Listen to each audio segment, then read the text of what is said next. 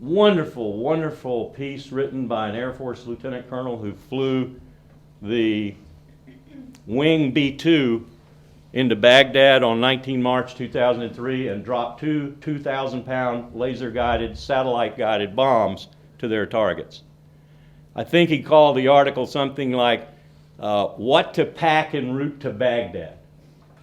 And as he's flying, he's reading Homer and Virgil, and he's reading some of the things that Thomas Aquinas wrote about just war and so forth. And he's commenting on what it is like to be in a machine that is totally invulnerable.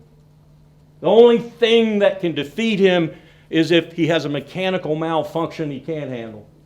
And yet he's going to drop these bombs that will probably kill at least 100 people and maybe wound another 100 or 200. And he says, I'm not comfortable with this. Well, imagine that kind of approach, that kind of interpretation of it applied to drones where you are almost 99 point, you got to have a heart attack at the terminal. You're invulnerable. And yet, you're firing missiles down on a group of people, most often in a tribal community, who are there. Maybe a half dozen of them are there to do some planning or something. If you're lucky, that's going to be inimical to your interest in the future, so maybe you have some justification for killing them. But the other 22 or 23 people you're going to wound or kill are probably just there.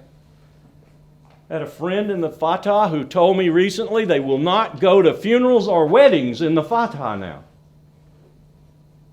They're afraid of being killed.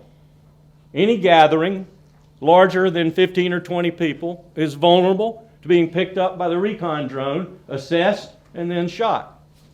And the latest technique is to shoot one missile, kill the people immediately under your target, wait 5 minutes until a crowd has gathered, and then shoot the second missile and kill more, assuming that the crowd gathering is not first responders as it would be in this country, firemen, policemen, and so forth, but associates of the hardcore kernel of the people you killed on the ground who you hope were al-Qaida.